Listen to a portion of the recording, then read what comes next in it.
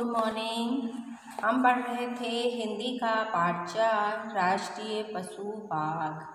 Okay, क्या पढ़ रहे थे? राष्ट्रीय पशु बाघ के बारे में पढ़ रहे थे। तो हमने क्या पढ़ा इसके विषय में कि बाघ कहाँ देखने को मिलते हैं? हमें चिड़ियाघरों में देखने को मिलते हैं, है ना। लेकिन रहते कहाँ हैं? जंगलों में रहते हैं। लेकिन कुछ बाघों को चिड़ियाघरों में ले आया जाता है, वहाँ से उन्हें आसानी से देखा जा सकता है, इसलिए उन्हें चिड़ियाघर में पाला जाता है ना। फिर जो बाघ था वो क्या था? राष्ट्रीय पशु था, है ना। राष्ट्रीय पशु है ने स्वतंत्र भारत का क्या है? ये राष्ट्रीय पशु है, घोषित किया गया है ना इन्हें। आगे पढ़ेंगे, इसके आधा पढ़े थे, आधा आप आज पढ़ते हैं। ओके, तो सब अपने अपने बुक्स ओपन कीजिए पेज नंबर 16 में। बाघ सिंह की तरह सदा अपने परिवार के साथ नहीं रहते। बाघ के बच्चे अपने जन्म से लेकर 18 महीने तक अपनी माँ के साथ रहते हैं, फिर वे स्वतंत्र रूप से जीवन यापन करने लगते हैं तथा अपना अलग इलाका बनाने लगते हैं। बाघ के बच्चे 5 साल में वयस्क हो जाते हैं। ठीक है, आगे देखें पेज नंबर 17 में।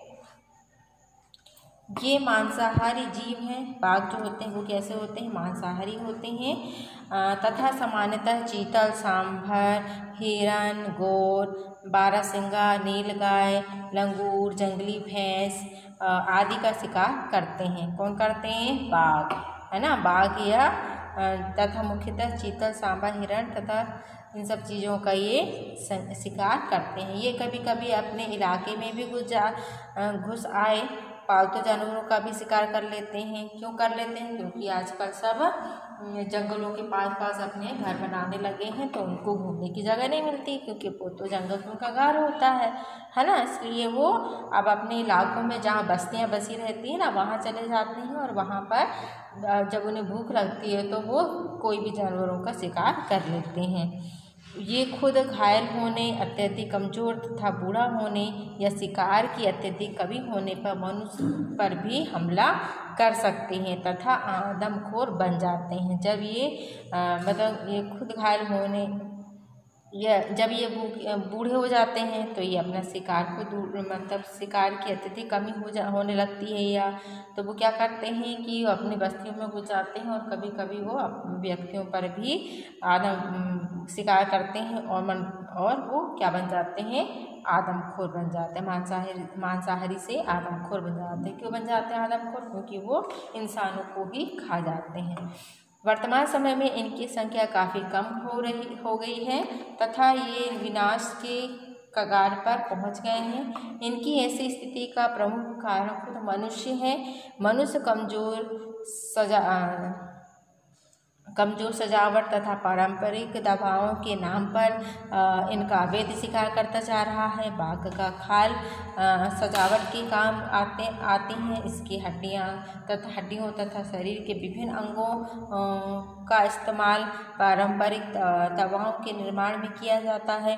साथ ही अत्यधिक जनसंख्या वृद्धि के कारण मनुष्य तथा बाघ की दूरी काफ़ी कम हो गई है।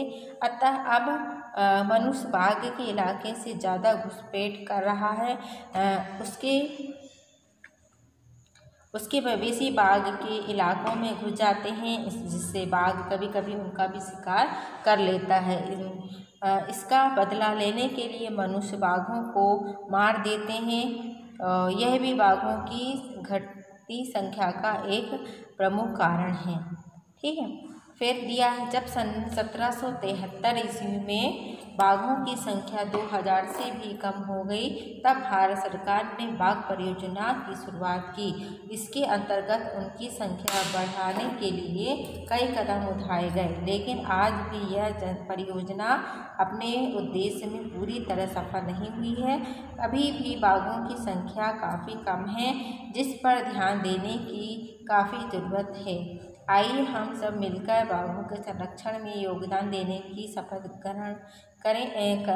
लें, तभी इस पशु पीढ़ी से पीढ़ी के बच्चे देख पाएंगे। मतलब ये भी एक बहुत बड़ी सीख थी, है ना। तो हमने यहाँ पर देखा कि जो राष्ट्रीय पशु बाघ है उसके वो किस तरह से अपना शिकार करता है, वो कहाँ रहता है, किसका वजन कितना होता है ना। ये सब चीज़ें हमने इस लेसन में पढ़ा। तो होमवर्क है कि आप इस लेसन को अच्छे से रिवाइज करके आएँ। कल से हम इसके शब्दार्थ और अभ्यास प्रश्नों को आपको करवाएंगे। ओके, तो इससे पहले आपकी रीडिंग बहुत अच्छी हो जानी चाहिए, ताकि जब हम आंसर आपसे क्वेश्चन जब हम आपसे करें तो आपको आंसर देने चाहिए। Okay students.